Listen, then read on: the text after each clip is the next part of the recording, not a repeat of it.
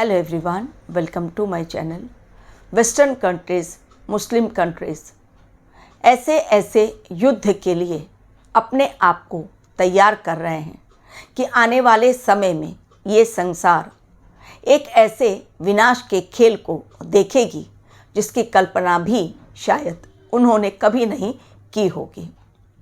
Russia Ukraine का युद्ध चल ही रहा है, अब इज़राइल और हमास का युद्ध, इसके पश्चात बहुत सारे देश ऐसे हैं जो छिप छिप कर मिसाइल, खतरनाक मिसाइल और एटॉमिक वेपन्स अपने यहाँ गोडाउन में तैयार करके रखते जा रहे हैं ताकि जब वो युद्ध लड़ें तो वो विजयी बने, यानी सामने वाले को पूरी तरह धराशायी कर दें। कल्कि अवतार के मिशन में विनाश और निर्माण दोनों साथ साथ चलता जा रहा है। कहीं किसी के लिए खुशी की खबर तो कहीं किसी के लिए दुख की खबर।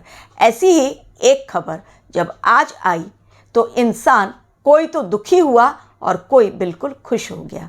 बिल्किस बानो रेप केस में जितने भी दोषी थे, गुजरात कोर्ट के द्वारा उन्हें छोड़ दिया गया, उनकी रिहाई कर दी गई। बहुत लोगों ने ऑब्जेक्शन लिया, लेकिन जब उन्हें छोड़ ही दिया गया है तब कहाँ इसकी सुनवाई होगी। लेकिन बिल्किस बानो ने हार नहीं मानी, सुप्रीम कोर्ट में जाकर अर्जी लगाई और सुप्रीम कोर्ट ने अब उन दोषियों को जल्द से जल्द सरेंडर करने के लिए कह दिया है। हालांकि वो दोषी कहाँ हैं अब किसी को कोई पता नहीं। अंडरग्राउंड होकर बैठ गए हैं, ना उनके परिवार वाले सामने आ रहे हैं, ना उनका चेहरा दिख रहा है। लेकिन कहते हैं ना, ऊपर वाले के घर देर लेकिन अंधेर नहीं। हर किसी को न्याय मिलेगा, चाहे वो दोष छोटा हो या अपराध बड़ा हो, लेकिन दोषी तो दोषी ही है। और जब कल्कि अवतार इस धरा पर आए हैं तब भला कैसे कोई दोषी उनकी नज़रों से बचकर किसी दूसरे को धोखा दे, चीट करे। अपराध किया है तो सज़ा भी मिलेगी। एक तरफ जहां युद्ध का मैदान ये प्रेजेंट डिकेड बन गया है, रशिया यूक्रेन का युद्ध, इज़राइल हमास का युद्ध, अभी इस्लामिक कंट्रीज़ तैयार हो रहे हैं आगे के युद्ध के लिए, ईरान और इराक के लिए। उधर चाइना अपना अलग डर्टी प्लान बना रहा है, चाइना और ताइवान के युद्ध के लिए।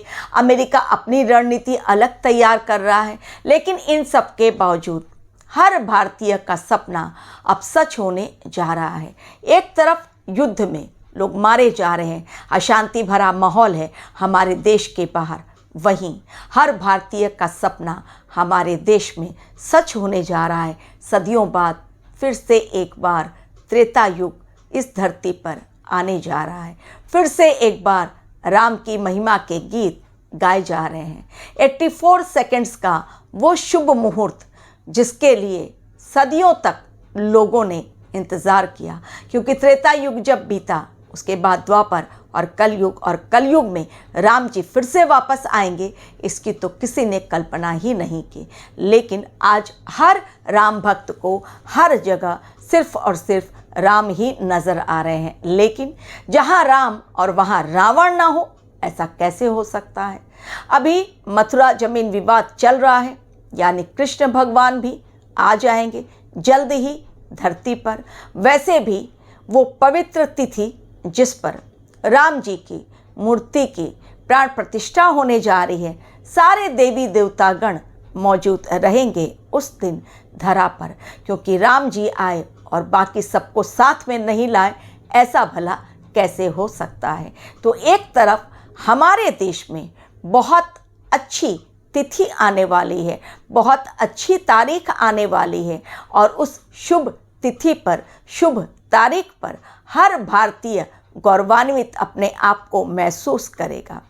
आज जिसने भी भारतवर्ष के अगेंस्ट जाने की कोशिश की या भारत के खिलाफ बोलने की कोशिश की, उसको दंड मिलना अवश्य है, आवश्यक हो गया है उसको दंड मिलना।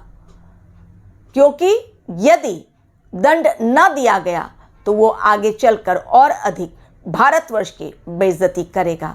लेकिन जब राम मंदिर स्थापित होने जा रहा है, साक्षात राम जब हमारे देश में है, कृष्ण भगवान हैं, कल्कि भगवान हैं और महाकाल हैं एवं माँ शक्ति का आशीर्वाद जब भारतवर्ष के साथ है, तब भला कोई भारतवर्ष के खिलाफ जाकर कैसे सही हो सकता है। यानी जिसने गलती की भारतवर्ष के खिलाफ बोलने की बिना किसी अपराध के, उसे तो दंड मिलना ही था। रिसेंटली मालदीव के वो मिनिस्टर्स जिन्होंने प्रधानमंत्री पर गलत टिप्पणी की, हमारा देश कभी भी कोई गलत टिप्पणी किसी पर नहीं करता, तो अब उसे सज़ा मिली उन मंत्रियों को और सस्पेंड कर दिया गया। एवं जो पोस्ट उन्होंने डाले थे अपने सोशल मीडिया अकाउंट पर, उन्हें डिलीट करना पड़ा। तो हमारे भारतवर्ष की साख दिन प्रतिदिन बढ़ती जा रही है, लेकिन आने वाले समय में युद्ध का सामना हमारे देश को भी करना है। लेकिन फिर भी WW3 में न्यूट्रल वो पार्ट निभाएगा, लेकिन न्यूट्रल पार्ट निभाते हुए भी, न्यूट्रल होते हुए भी उसे युद्ध तो लड़ना ही पड़ेगा। एक बार युद्ध भूमि में उसे उतरना तो पड़ेगा ही, लेकिन ये तो अभी बहुत बाद की बात है। प्रेजेंट डिकेड फिलहाल युद्ध का डिकेड माना जाएगा, यानी डिकेड ऑफ बैटल, साथ ही डिकेड ऑफ जस्टिस भी, क्योंकि इसी डिकेड में जितने भी दोषीगण आज तक छिपे बैठे हैं उनको बिल से बाहर निकाला जाएगा और उन पर कड़ी कार्रवाई की जाएगी। Thank you very much for watching my video.